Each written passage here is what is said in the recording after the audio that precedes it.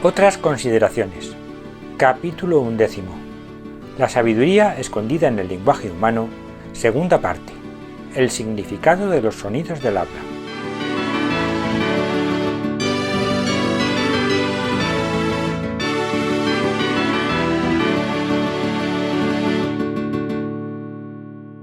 Sintetizando lo comentado en el capítulo precedente, veíamos que el entramado conceptual sobre el que se construía todo el significado del lenguaje humano estaba fundamentado en las cualidades básicas de la onda sonora, que era el tono, la intensidad y el timbre. El tono tenía que ver con la definición de las cosas, la intensidad con la intensidad, es decir, con la amplitud, con la energía de las cosas, y el timbre con las cualidades propias de ella, es decir, la identidad de la materia que vibra. Pues entonces habla de la identidad del significado. Vimos las cualidades de los fonemas y su interpretación, si estos son sonoros, sordos, nasales, vocálicos, consonánticos. Entonces, interpretado todo esto en el sentido figurado, si son sonoros son activos, si son sordos son pasivos, si son oclusivos es el comienzo del significado, si es fricativo el mantenimiento del significado, nasal incremento del significado, lateral espacialidad en el significado, vibrante es acción, y si es reiterado acción reiterada, si es con la punta de la lengua tiene que ver con la fundamentalidad del significado, si es dorsal es con el equilibrio, la labialidad tiene que ver con la claridad del significado, la posición tiene que ver con el campo armónico, va de grave como lo más básico a lo agudo, que es lo más accesorio. La abertura de la cavidad bucal tiene que ver con la abertura, o sea, con la amplitud del concepto. La duración, con la pervivencia del significado, la tonalidad, ya lo hemos dicho. Pues en el capítulo de hoy comenzamos tratando la semántica de las posiciones.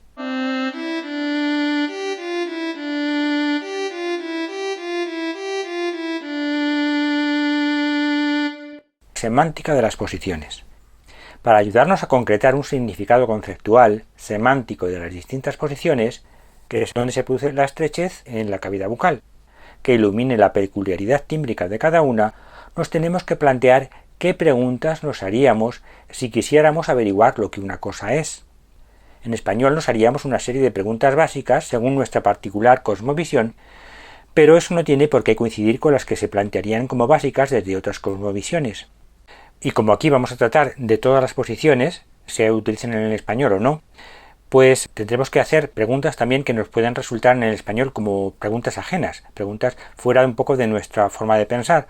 Se notará en ellas que las podremos plantear gracias a que hacemos un circunloquio, mientras que en español serían preguntas directas. Veamos qué preguntas hacemos básicas y cómo las podemos responder con un ejemplo. Primera pregunta básica. ¿Existe? O se puede decir o es o está, teniendo en cuenta que en español se puede decir las tres matices y en otros idiomas es una sola. Por ejemplo, en latín es el verbo sum, que se utiliza para las tres, ¿no? Pues aquí es el verbo ser. Ser, estar o existir en español. ¿Existe? Y podríamos responder sí, o no sé. ¿Es? Podemos responder es maravilloso, sorprendente. ¿Está? Pues está esperando, está quieto, lo que sea. Esa es una pregunta básica. Segunda, ¿qué entidad tiene? Ya aquí hemos tenido que hacer un circunloquio, con lo cual significa que esta posición no la vamos a usar en español. Sería un qué es inespecífico. ¿Es un objeto, una idea? Tercera posición, ¿qué es? Pues es así, rotunda, en español se responde rotundamente. Un libro. Entonces el ejemplo que estamos tratando se trata de un libro. Bueno. Cuarta posición, ¿en qué consiste? ¿Qué es específico? Es una narración, un manuscrito, etc. Quinta, ¿cómo es considerado? Son circunloquios porque en español no lo podemos definir con una sola palabra. Sería ¿en qué consiste y cuál es? Pues es una obra maestra de la literatura, valioso, etc. Podemos responder de esas maneras. Sexta pregunta. ¿A qué está adscrito? ¿Cuál es inespecífico? Al siglo de oro, al barroco, a Cervantes, etc. Séptima. ¿Cuál es? Aquí ya una pregunta clara, directa, entonces respondemos como el Quijote. Nuestro ejemplo es el Quijote. Octava. ¿De qué es? caballeresco, de aventuras, de papel. Novena. ¿Qué le caracteriza? ¿De qué es y cómo es? Pues le caracteriza el humor, lo bien escrito que está, su encuadernación, según en lo que nos fijemos del libro. Décima pregunta. ¿Cómo es? Bonito, gordo, agradable, maravilloso, sorprendente, caro, según lo que estemos tratando. Undécima pregunta. ¿Qué le distingue? ¿Cómo es muy específico? Su universalidad, su singular realismo simbólico, etc. Duodécima posición. ¿Por qué existe, es o está? Porque alguien lo ha escrito, lo ha publicado, lo ha valorado, en fin. Decimotercera posición. ¿Para qué existe, es o está? Para que alguien lo lea, lo valore, se eduque, haga negocio, etc. Y decimocuarta. ¿Según qué existe, es o está? ¿Cuánto? Mucho. ¿Dónde? En la librería, en la biblioteca. ¿Cuándo? Ayer, siempre. Busquemos ahora cómo podemos encajar la intención de cada pregunta con la estructura tímbrica de las distintas posiciones. Recordemos lo de la frecuencia, el tono, el timbre, y que el campo armónico agudo indica mucha más definición, el campo armónico grave es más indefinido.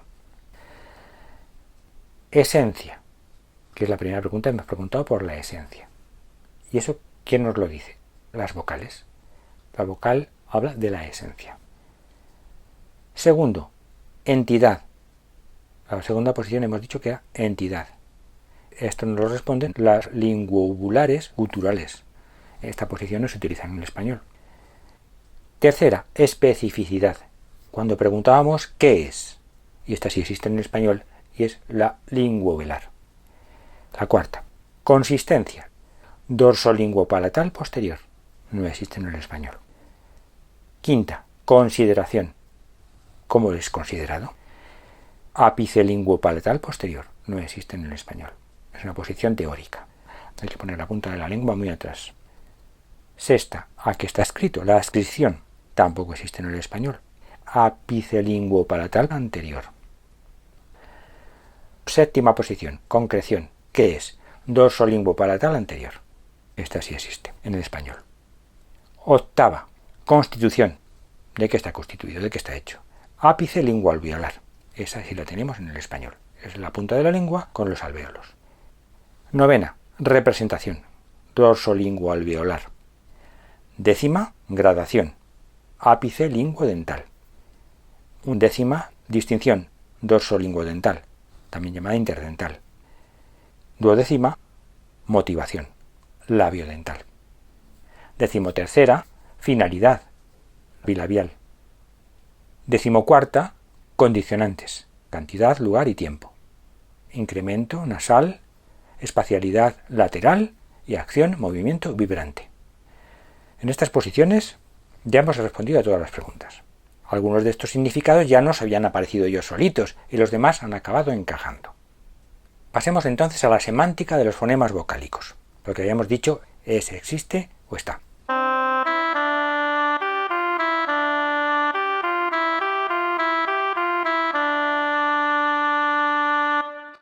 Semántica de los fonemas vocálicos.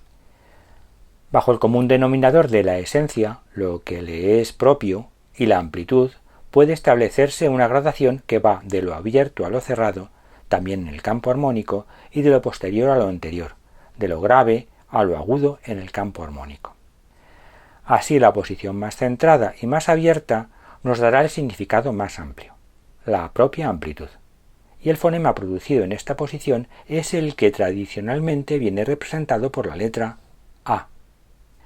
Las letras que vamos a utilizar aquí para representar a los fonemas son o tienen como base las tradicionales del alfabeto latino, aunque se han reasignado a los mismos, atendiendo además a una mejor adecuación de su diseño ideográfico en relación a su significado semántico, que coincide en una gran proporción con el empleo tradicional de las mismas en el español.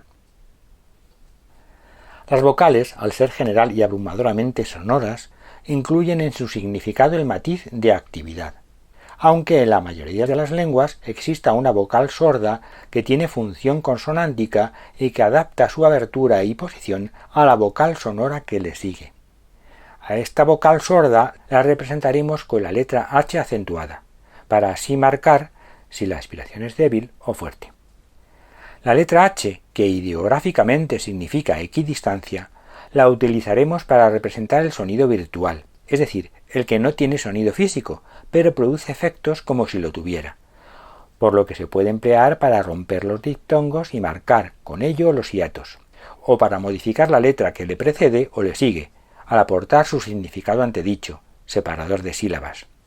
Por eso, al acentuar la letra, se hace ver que el sonido virtual se transforma en sonido físico, pero en el sonido físico menos elaborado, la vocal sorda, un hálito. Tras este preámbulo, veamos las posiciones vocálicas básicas, que se distribuyen formando lo que se conoce como V vocálica. Posterior cerrada con labialidad cerrada. Campo armónico grave oscurecido, que se representa por U, significa indefinición. Posterior media con labialidad intermedia, realmente es medio posterior intermedia. Campo armónico grave y medio, parcialmente oscurecido, que se representa por O y significa un todo cerrado. Su representación gráfica resulta ser su mejor definición. Centrada abierta con labialidad abierta. Campo armónico completo, que se representa por A y significa amplitud. Anterior media con labialidad abierta, realmente es medio anterior intermedia. Campo armónico medio sin oscurecer, que se representa por E y significa esencia.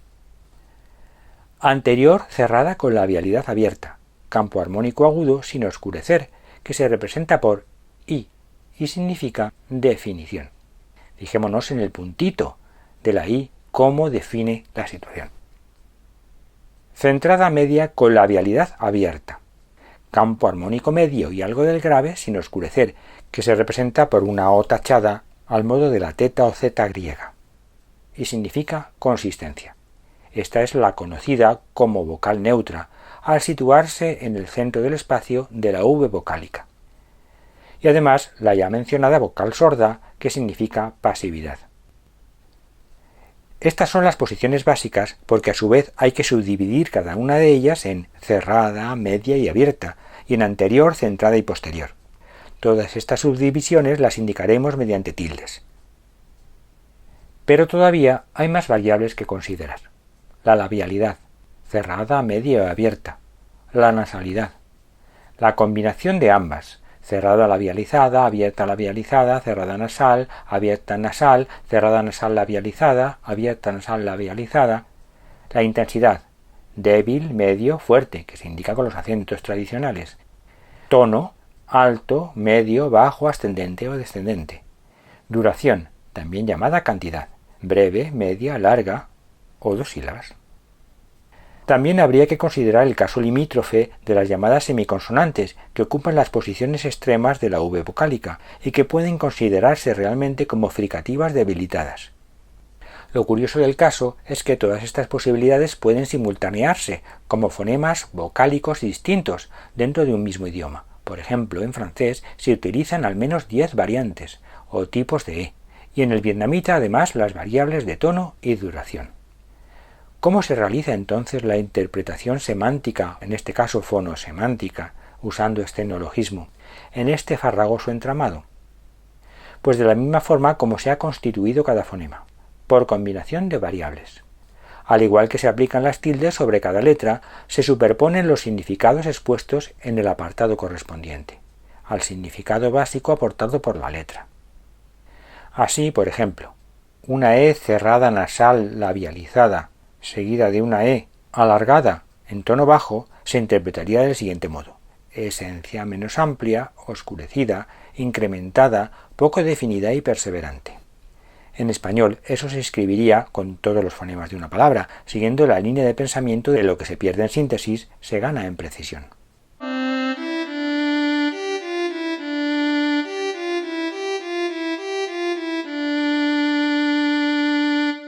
Semántica de los fonemas consonánticos. Son los que matizan a los vocálicos, al igual que en las preguntas que hacíamos, las partículas que se añadían modificaban y matizaban el verbo. Fundamentalmente están constituidos por oclusivos sordos, comienzo pasivo del significado, principio. El significado de los oclusivos sordos es principio. Fricativos sordos, mantenimiento pasivo del significado, propiedad. Fricativos sordos, propiedad. Oclusivos sonoros, comienzo activo del significado, origen. Oclusivos sonoros, origen. Fricativos sonoros, mantenimiento activo del significado, función. Los fricativos sonoros indican función. A estas 4 presentaciones habría que añadirles las variables de nasalidad, incremento del significado, lateralidad, espacialidad del significado, vibración, acción o acción reiterada del significado. Aunque estas variables no se utilizan en todas sus posibilidades, ya que para ello hay que valorar también los medios que ofrecen las distintas posiciones a las que se aplican. Todo ello viene a matizar el concepto aportado por cada una de las posiciones, que ya vimos en el apartado semántica de las posiciones, y que a continuación vamos a desglosar en el mismo orden. Empezamos de atrás hacia adelante, desde la faringe hacia los dientes. Primera posición. Linguobulares guturales. Y esto nos hablaba de la entidad. Aquí tenemos la oclusiva sorda, indicaría sustancia, la fricativa sorda, diversidad, la oclusiva sonora, determinación, la fricativa sonora, singularización. Ya tenemos que empezar a usar neologismos para definir esto, pero se entiende bastante bien. Oclusiva sonora nasal, delimitación, fricativa sonora nasal, identificación, vibrante simple, elección. Esta vibrante simple sería la R francesa. Vibrante múltiple, formación. Posición segunda. Linguovelares, especificidad. Oclusiva sorda, calidad. Fricativa sorda, disgregación. Oclusiva sonora, separación. Fricativa sonora, dispersión. Oclusiva sonora nasal, diversificación. Fricativa sonora nasal, variación.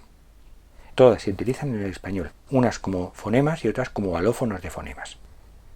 Tercera posición. Dorsolinguopalatales posteriores. Consistencia. Oclusiva sorda, propiedad. Fricativa sorda, finalidad. Oclusiva sonora, distribución. Fricativa sonora, estructuración. Oclusiva sonora nasal, atribución. Fricativa sonora nasal, consolidación. Oclusiva sonora lateral, desarrollo. Fricativa sonora lateral, confirmación, en el sentido de dar firmeza. Cuarta posición. Apicelinguopalatales posteriores. Consideración. Oclusiva sorda, significación. Fricativa sorda, relevancia. Oclusiva sonora, apreciación. Fricativa sonora, evaluación. Oclusiva sonora nasal, calificación. Fricativa sonora nasal, estudio. Oclusiva sonora lateral, demarcación. Fricativa sonora lateral, gradación. Vibrante simple, analización. Vibrante múltiple, investigación. Quinta posición. Apicelinguopalatales anteriores. Adscripción. Oclusiva sorda, semejanza. Fricativa sorda, interdependencia. Oclusiva sonora, comparación. Fricativa sorda, relación. Oclusiva sonora nasal, asimilación. Fricativa sonora nasal, adjudicación. Oclusiva sonora lateral, paralelismo. Fricativa sonora lateral, comunicación. Vibrante simple, interrelación. Vibrante múltiple, integración. Sexta posición. Dorsolinguopalatales anteriores. Concreción. Oclusiva sorda, uniformidad. Fricativa sorda, cohesión. Oclusiva sonora, unión. Fricativa sonora, condensación. Oclusiva sonora nasal, sumación. Fricativa sonora nasal, consumación.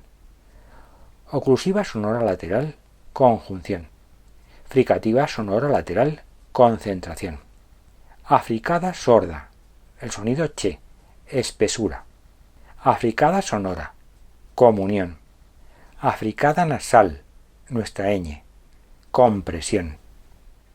Africada lateral, nuestra L, mezcolanza. Séptima posición. Apicelinguoalveolares, es decir, la punta de la lengua con los alvéolos. Constitución. Oclusiva sorda, particularidad. Fricativa sorda, colección. Oclusiva sonora, reunión. Fricativa sonora, construcción. Oclusiva sonora nasal, agrupamiento, incremento. Esta sería nuestra N en posición intervocálica. Fricativa sonora nasal, perfeccionamiento. Oclusiva sonora lateral, localización, situación, nuestra L.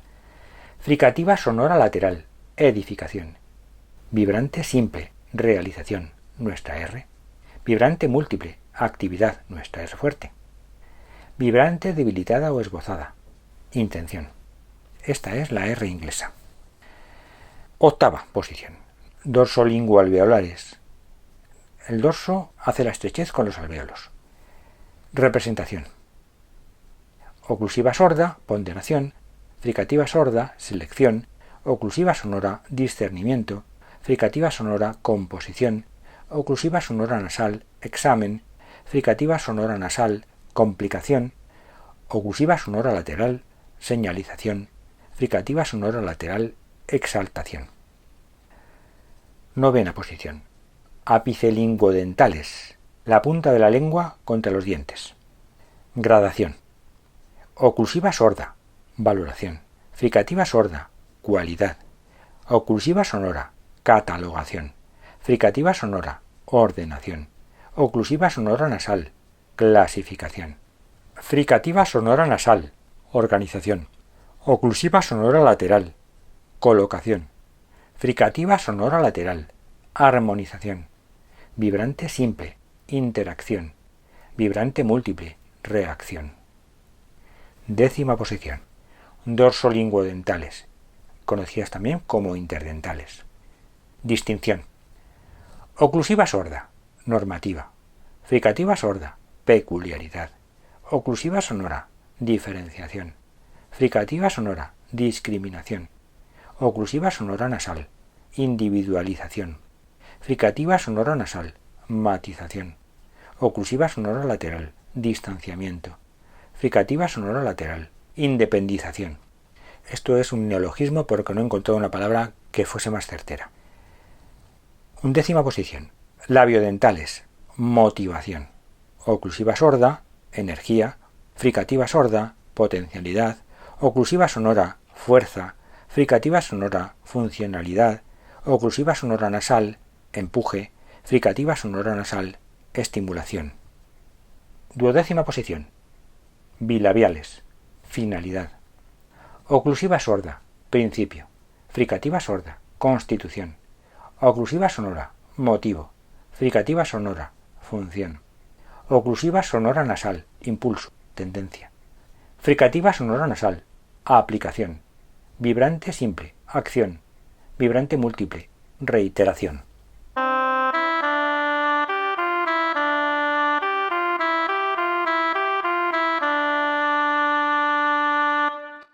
Peculiaridades idiomáticas. Todas las generalidades descritas hasta este momento son el campo conceptual en el que brotan los idiomas, las lenguas. Pero un idioma, por el hecho de aportar una particular cosmovisión y fruto de la misma, debe acotar y parcelar este campo general en otro más pequeño que responda a ese criterio fundante que le da origen. Opción que genera una serie de peculiaridades que perfilan su singularidad. Por eso, conocerlas, al menos las más importantes, es necesario para poder efectuar una aplicación correcta de los significados encontrados. El hecho de optar, de elegir, de seleccionar entre un elenco de posibilidades, ya es un principio orientador fundamental de la particular cosmovisión que rige tal elección. Los hechos dan fe de las intenciones e inquietudes. Nada es ocioso ni aleatorio, todo debe ser valorado. El elegir unas determinadas posiciones y no otras, unos determinados matices y articulaciones y no otros, o un número mayor o menor de variables y fonemas, ya de por sí muestra la visión del mundo que gobierna u orienta tales decisiones.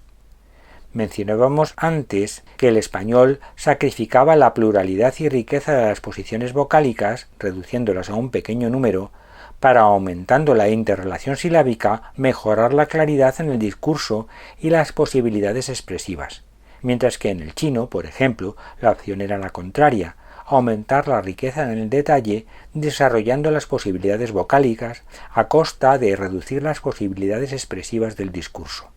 Opción que no es sólo fonética y gramatical, sino también ideográfica. En el español la ideografía es conceptual, sencilla y extendida. En el chino la ideografía es formal, detallista y concentrada. El español necesita usar palabras largas para definir ideas, el chino cortas. El español en pocas frases expresa un pensamiento preciso, el chino necesita grandes circunloquios para el mismo fin. Pues esto que ocurre en el idioma se traslada igualmente a todo el ámbito cultural y vital, salvando las distancias, claro está.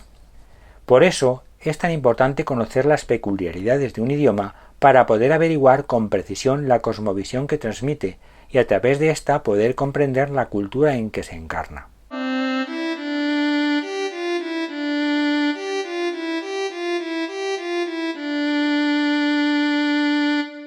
Y hasta aquí este capítulo dedicado al significado de los sonidos del habla.